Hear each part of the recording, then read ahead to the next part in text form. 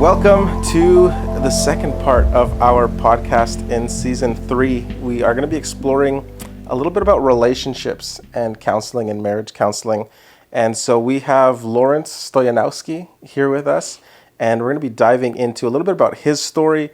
We're going to talk about, again, marriage counseling and specifically Gottman counseling and the methodologies that they use for marriage counseling. So I'm really excited to have this conversation with Lawrence, and we're just going to dive straight in. So Lawrence, tell us a little bit about yourself and kind of where did you grow up and how did you get involved in church and how are you around? Okay. Well, I'm a third generation Adventist, and my dad was a pastor after a very successful career in construction in the East Kootenays, and in British Columbia, and he just decided to give it all up one day and become a pastor. So that was something that really affected me, in a lot of different ways. And I grew up in the Cranbrook area of British Columbia, and then I went out to Parkview Adventist Academy and Canadian Union College, which is now Burman University, for 8 years. I did 3 high school, 4 college, and 1 of my masters, and then I went down to Loma Linda and finished up my final year down there, and that was in 1991. Wow. So, I've been a marriage and family therapist since then, and just wanting to make a difference in people's lives. And my parents always wanted me to become a pastor, but that's just too much work. So I'd rather help couples who are struggling in their relationships. So you think pastoring is too much work? Well, at the time I did. Yeah. I may have changed my mind now after 34 years of being a therapist. So. So that's kind of where I came from and a little bit of my past. So I have my own clinical practice here in Langley called Best Marriages and Lighthouse Counseling. And it's kind of funny because you use the word counseling a lot. And we actually like to use the word therapy, but most people know the word counseling better, right? Yeah, okay. And the reason why is because therapy is more action-oriented. Okay. And so what we make sure people understand is that if you're going to come work with us, you're going to be working hard. It's action-oriented. It's we give you homework to do. We teach you different interventions. It's just not sitting back and saying, "Hey, how do you feel?" Yeah. Right. Yeah. And that's kind of the simple way of, showing the difference between counseling and in therapy, but we still call our business counseling just because people know that. So yeah. Oh, interesting. Yeah, because I've never really thought about the difference between therapy and counseling. Yeah. But you're saying therapy is more action oriented and kind of like giving some of the more practical homework versus just the sitting and talking and working through. That's how I kind of differentiate it. Okay. I mean, I'm sure there's lots of people that have different definitions of it, but that's kind of how I kind of show a difference between the two. Yeah.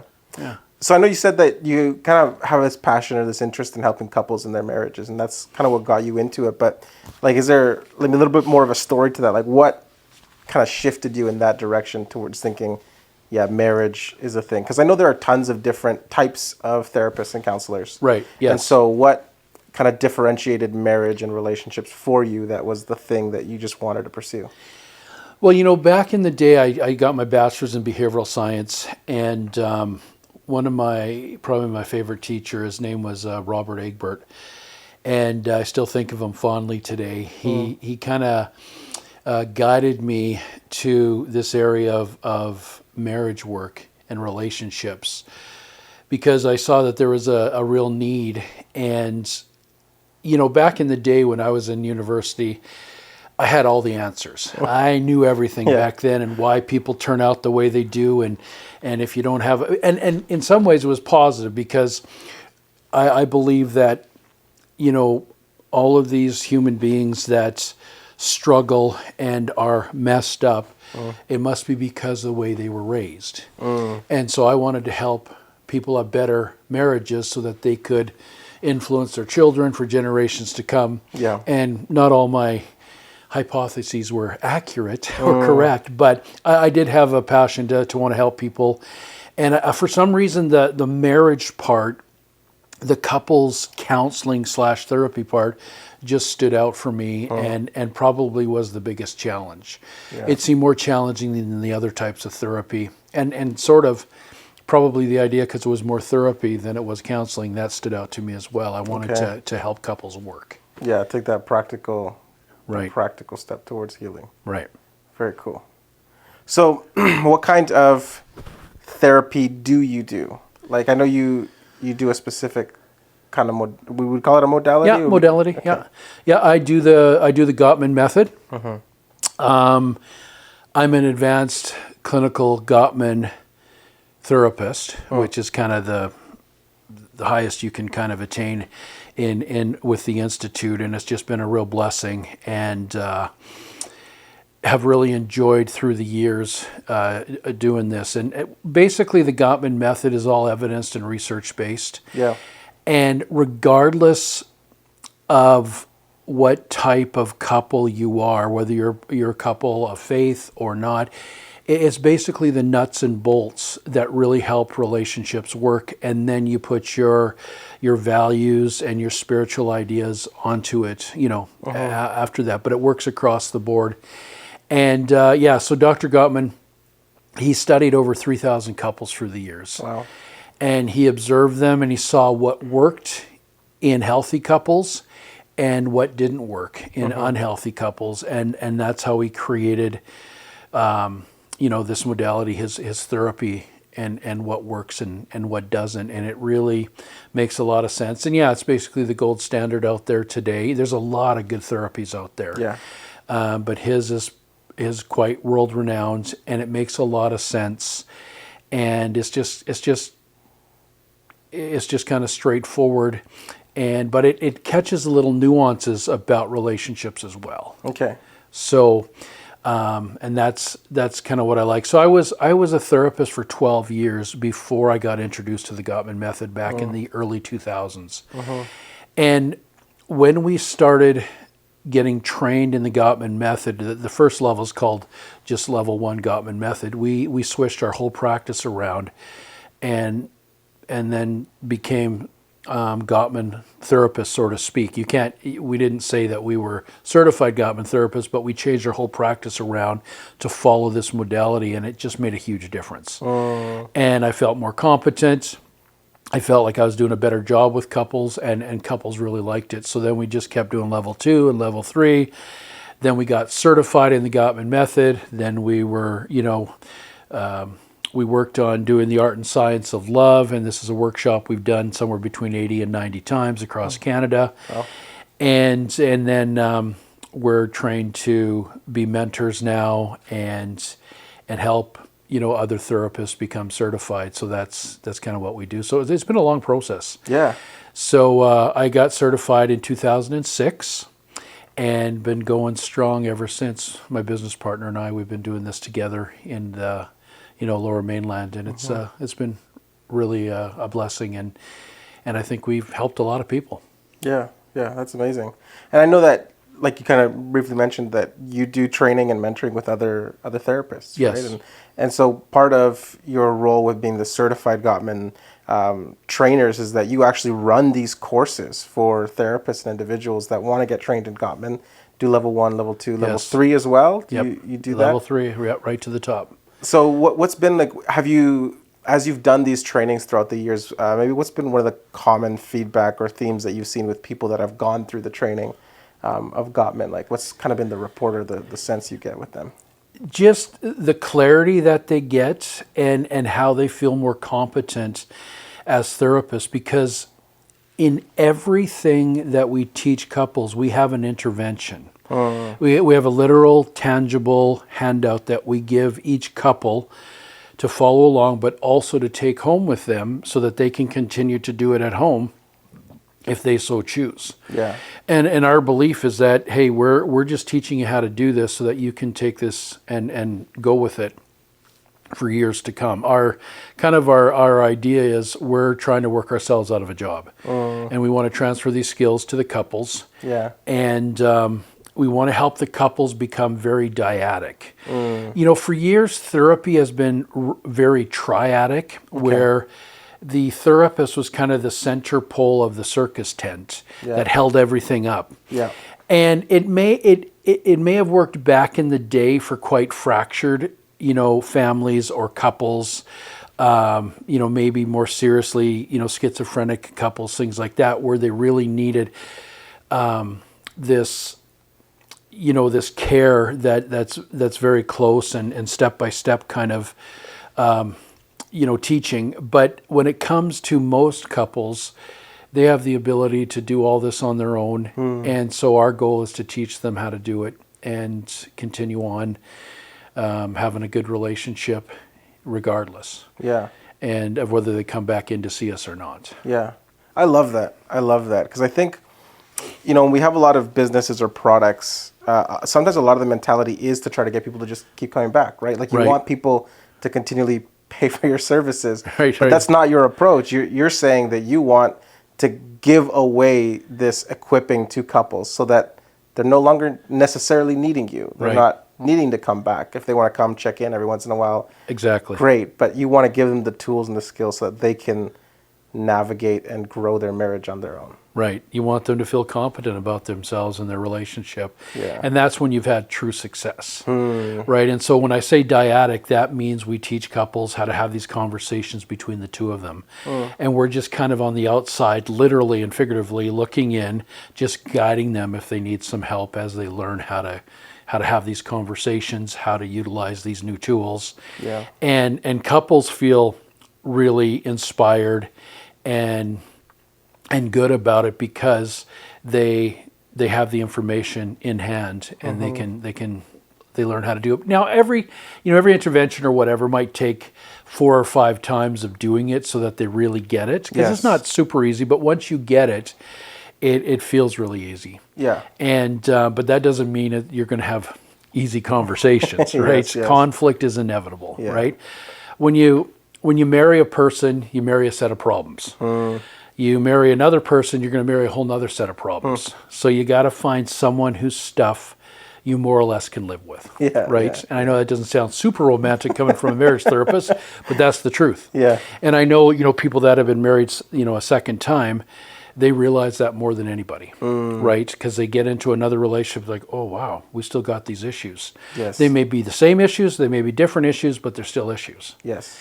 And that's where we teach couples how to deal with them more effectively. Yeah.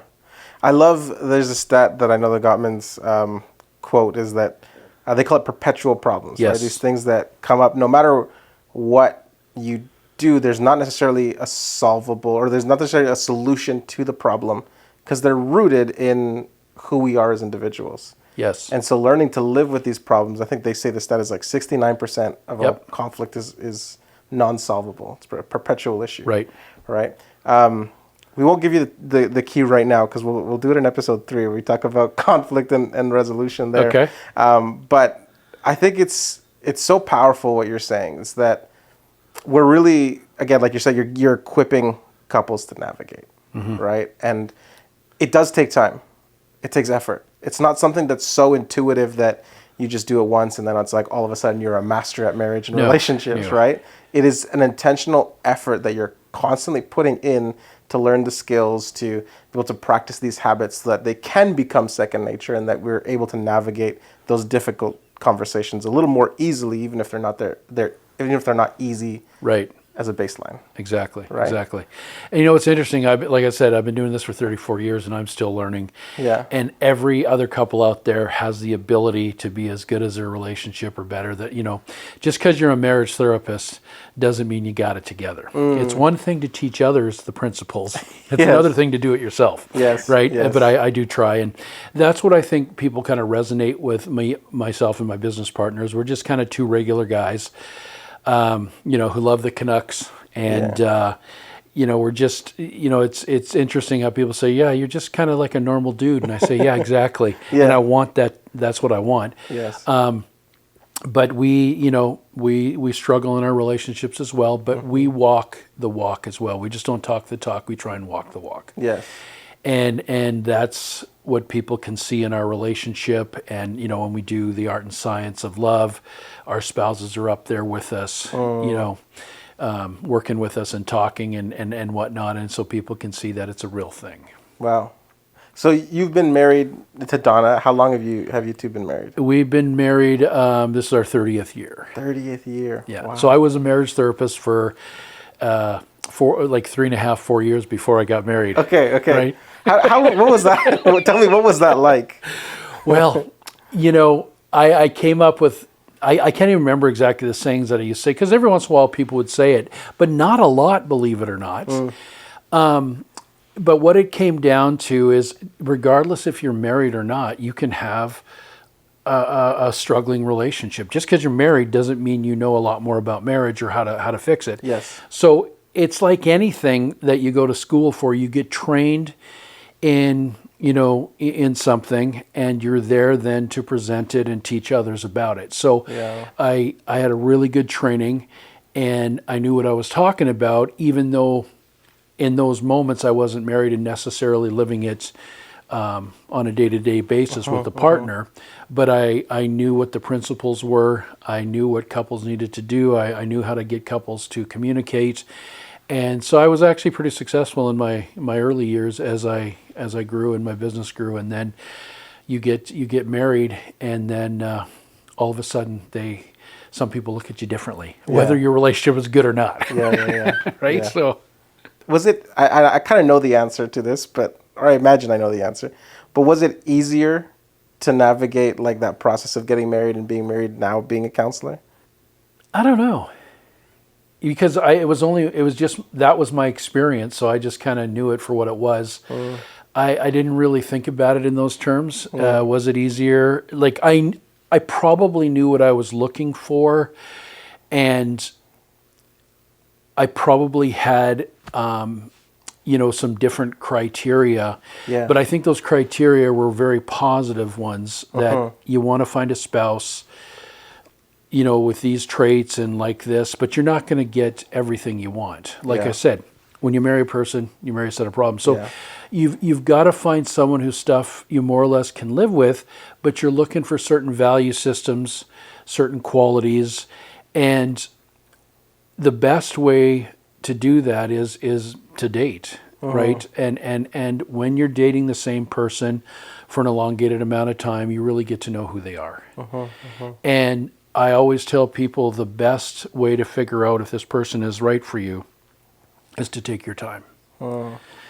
And that's really, really important, because I don't believe in love at first sight. Yeah. Okay? I believe in attraction at first sight, lust at first sight, infatuation at first sight, which often can turn into love, but people don't realize where one ends and the other begins. They just thought it was love right at the beginning. And so I always tell couples, if love can happen that quickly, it can unhappen that quickly. So be very careful and realize that it takes effort, it takes intentionality, and it takes time.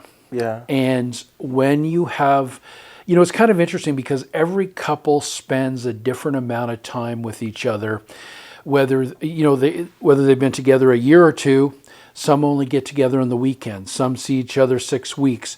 Other people are seeing each other every day. So it's the amount of time that you spend together that really helps you understand the other person and what you're up against. Yeah. And what you need to do in order to be successful in the relationship. Yeah. I love what you said there, that if you can fall into love quickly, you can fall out of love. If it's that easy, right? Right. So for someone who might be listening and might be just kind of wondering, like, well, then what's the difference between love and infatuation? Like, how would I know, to a sense, whether this is just an infatuation or an attraction versus like real grounded love? Well, there's a term called limerence, which we all kind of get into when we're dating.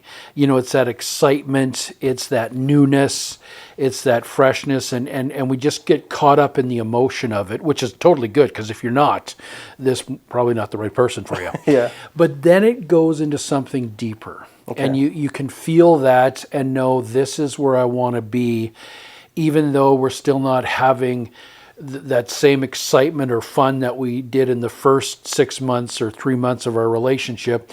It's gone. There's more substance, and it feels more connecting. We get that trust going on, because trust is a huge part of relationships. And people do not listen to their gut enough. And if your gut is telling you something, most of us, we should listen to it. But a lot of times there's a lot of red flags, and we just go ahead with it. And then we look back and go, wow, there were so many red flags that I chose not to see. And so you've got to be, you got to be careful on that. But no, there's this deeper kind of more of a connection, and it's a deeper kind of love. And remember, love, you're just not in love or you're not. Love's on a spectrum. It's on a scale. Okay. Right? Just like we have family love, we have love for our children, we have love for our partner, but that's on a whole spectrum by itself as well. And you care for someone, and then you care for someone very deeply, then you start to fall in love, and then it just keeps getting deeper and deeper over time. And that's what you're looking for, is that you'll know that this is really where I want to be. And I can see myself in the future with this person, and we have the same values. We have, and we don't necessarily have the same likes and dislikes. Yeah. Right? Yeah. It's like couples always talk about whether they're compatible or not. And there's some truth to that. But I also say, you know what, I don't care about the 150 things that you guys don't have in common that you like. I care about the 3 or 4 things that you do that you're going to wash, rinse, repeat. And those become your way of connecting. Yeah. Right? And that's what's really important for any couple, because people get attracted, opposites attract. Yes. And similar personalities attract. Yeah. And both can be disastrous, or both can be positive and successful. Yeah. We just got to learn how to complement our differences instead of conflicting with our differences. Okay. Right? That's the key. Yeah. And it takes some time. It does. And it takes patience, it takes forgiveness, and it takes, we all are kind of selfish in some regards. And what I see in a lot of couples that don't make it is that what they wanted for themselves, it's almost this, when you're, and I don't want you to be a doormat, but that idea of being selfless and really saying, you know what, this is important to my partner. Yeah. And even though if I was king or queen for the day, I would do it totally different.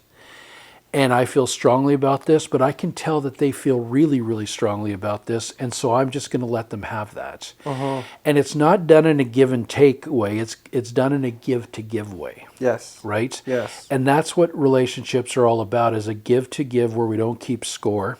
Yeah. There's not quid pro quo, which many relationships have, and that's just not okay. And that's what we're trying to do, and is that give to give attitude is really helpful and really productive. And it takes some time to get there. Yeah, it does take a lot of work. Like, it's not just as simple as, like the stages of you're just graduating from infatuation to love, as if it's the natural progression of it. Right. It really does take that work, is what you're saying. That those that's what Gottman teaches, is the modalities and the trainings and the activities that lead you to the fondness and admiration, that lead you to, and we'll talk about some of these other things in a couple episodes later, but like love maps, building and strengthening those, and just kind of creating, like you said, that core trust that wants to give and love, not to receive necessarily, but out of love for the sake of giving for the sake of giving. Right. That's amazing. And there's nothing wrong with taking care of yourself. Yes. And I believe self-care is really, really important. And especially some Christians take issue with that kind of philosophy. But I do believe that, we have to take care of ourselves and create that self-care. And spirituality is a huge part of that in order so that we can give back to others in whatever we do. Yes. Right? Like for you as a pastor, if you're not practicing self-care, you're not going to be as effective if you're just giving all the time, because it will burn you out. Yeah. And a lot of times we don't realize that until it's too late. Yes. Yeah. So we got to be careful in that. Yeah, I love, just when we go to the Bible, like Jesus, in quoting Leviticus, he says, love your neighbor as yourself. Mm-hmm. And I think sometimes we can so emphasize on the love your neighbor that we forget as yourself.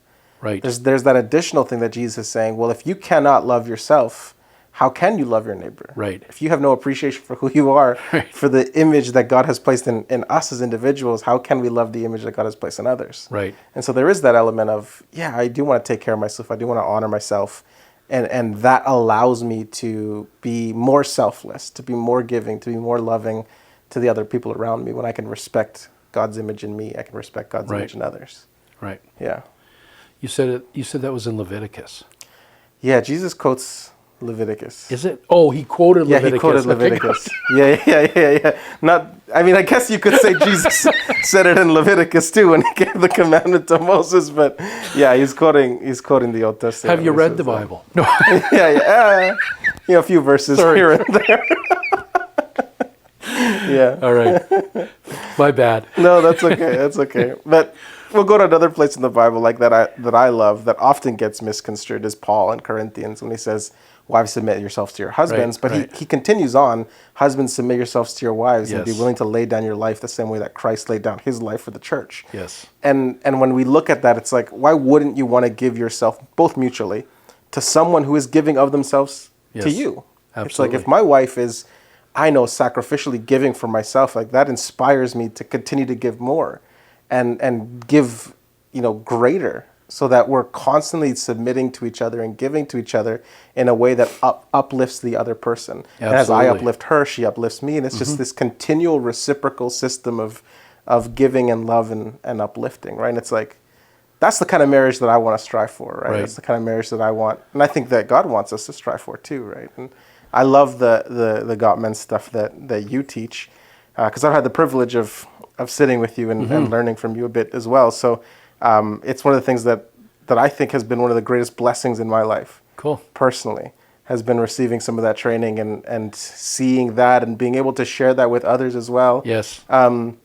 We do life groups here at church, and we just finished term 1 for this year. And my wife and I, we ran a life group based on the 7 principles for making marriage work, good. the Gottman book. And so nice. We just did a book club with a bunch of couples. I love it. And read through the book together, got together, discussed it, shared it, and what do we want to implement in our lives. And man, I got to tell you, like, it was a phenomenal blessing. Like, we had people that were like there from like just under a year of marriage to like 40 years of marriage to like second marriage. Yes. And new to church and have been in church in a long time, and just this broad spectrum. And every single person came out of it like just glowing from being able to discuss and share with others and hold each other as couples accountable. Absolutely. Oh man, it was incredible. And people like yourselves and the group that you're in can be way more successful than many therapists, right? And so I love hearing stories like that, because it's people who are close to each other, friends, mentoring, accountability, that kind of stuff can be really, really important. Yes. So, and I believe that's what all of us should be doing in one way or another, having these groups or having people that mentor us or that. And then if you're really struggling, then you can use a service like myself, for instance. But I love that. Yeah. And I encourage that kind of stuff. That's awesome. Because I love the accountability. Like that's what I think my wife and I, that's the main reason why we wanted to do it. Was not to think like, hey, we have something to teach people, but we wanted to practice it for ourselves. And then we wanted to know that there were other couples there that were expecting every week for us to have read the books. Right. I read the chapters and have shared and discussed what we learned through the process, right? And I think it's so easy. I think in both of our roles, like as a therapist and as a pastor, that society or people around us that look up to us or look to us for teachings or knowledge, it's very easy for us to feel like the arbiters of truth or knowledge, and just to teach it, to disseminate it, but never to live it. Right. And that's why I love what you said, where you said that you even you and your partner Darren that lead the counseling and the therapy practice, that you have your wives with you when you go to these conferences, because if anyone's gonna be able to attest to whether you put into practice what you preach, Right. it's your spouse, right? And so it's the same with like pastors too, where a lot of pastors unfortunately will be preaching something from the pulpit, and then home, like their kids and their spouses might not, Yes. might see it like, hey, actually they don't live that at home, right? And so this accountability factor that we can have for ourselves is so tremendous for people in our position to not just, like you said, not just talk the talk, Absolutely. but actually walk the walk, Yeah. right? That's awesome. I love that. I love that. We could talk about this for forever. But I do want to ask one of our final questions just for today. Okay. I think we've kind of danced around this a little bit, but there kind of tends to be okay, I'll tell you a story. So in this process for leading a life group, right? Okay. Like I wanted to invite someone that I knew that wasn't connected to the church at all. And so I told them, I said, hey, like we're leading this life group at our house.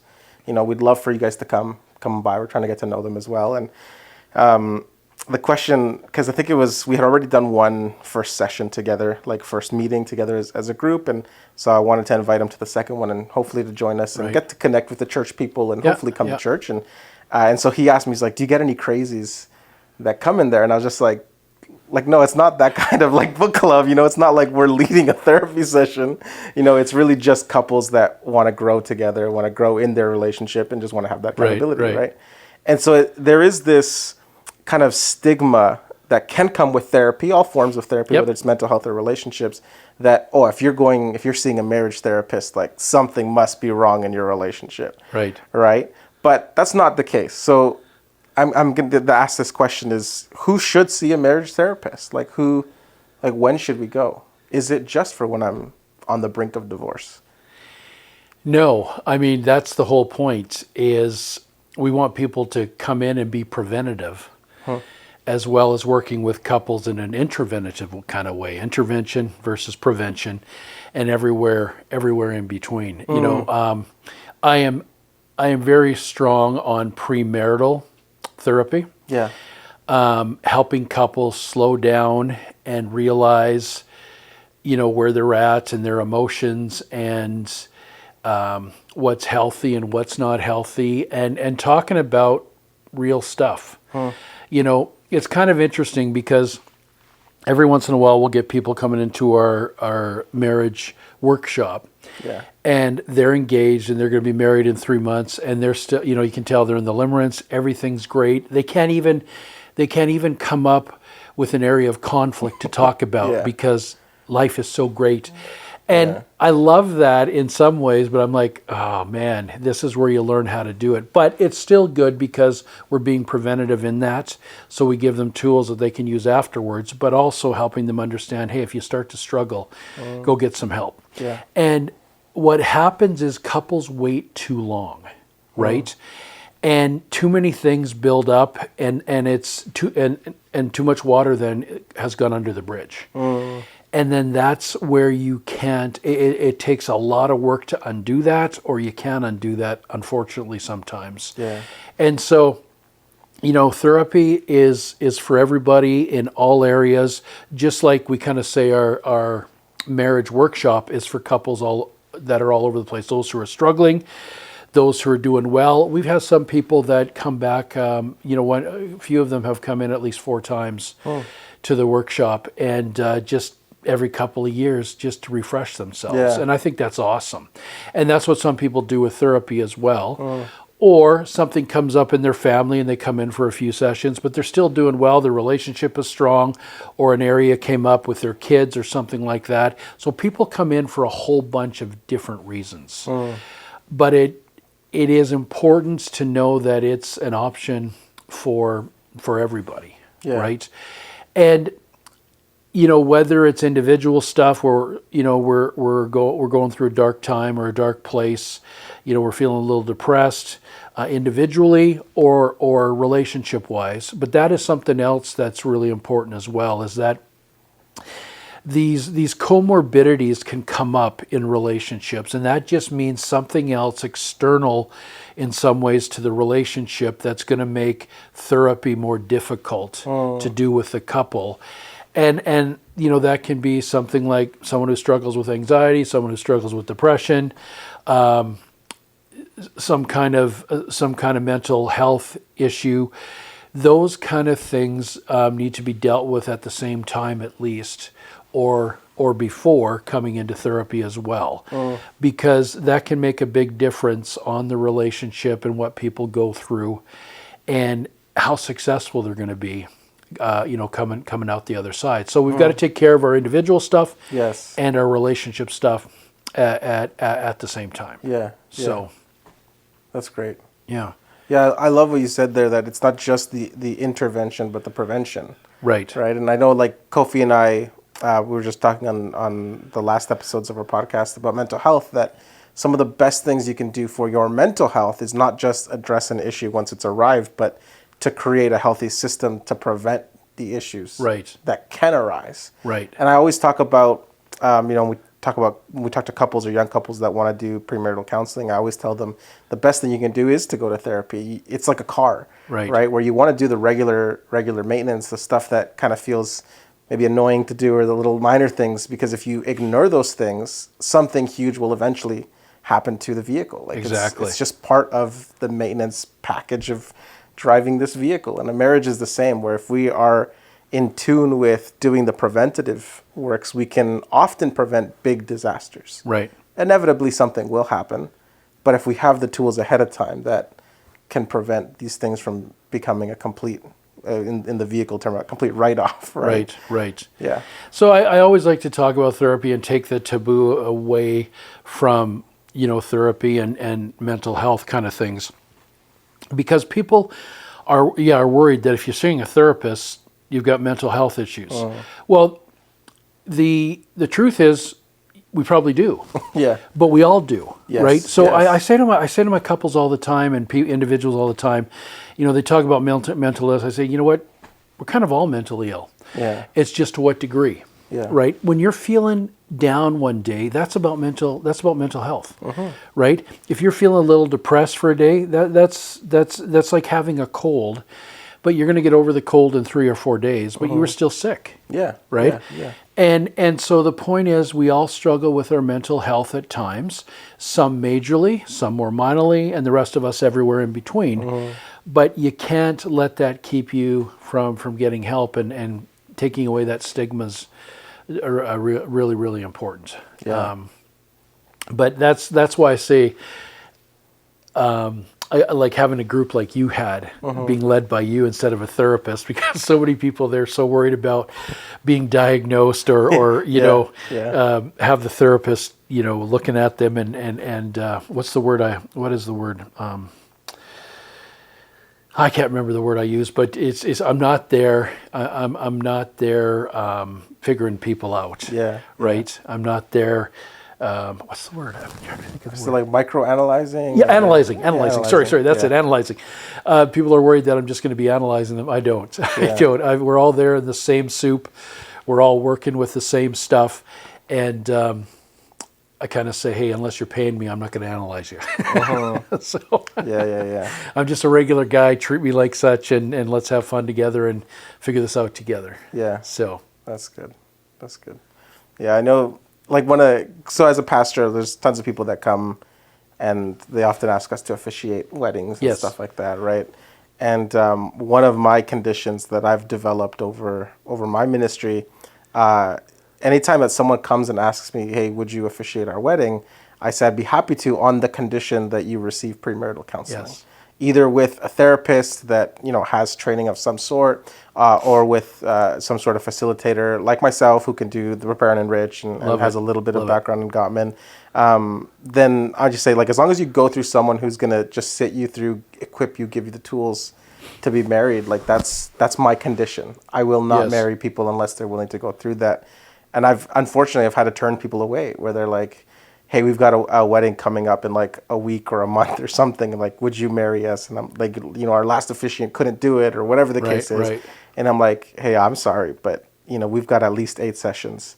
We can't do 8 sessions in a week. We can't do 8 sessions, I don't think, even in a month. Yeah. And so I'll have to say, hey, I'm really sorry, but I'm not the person for you. Like, this is, for me, it's an inflexible rule. I will not flex on this at all.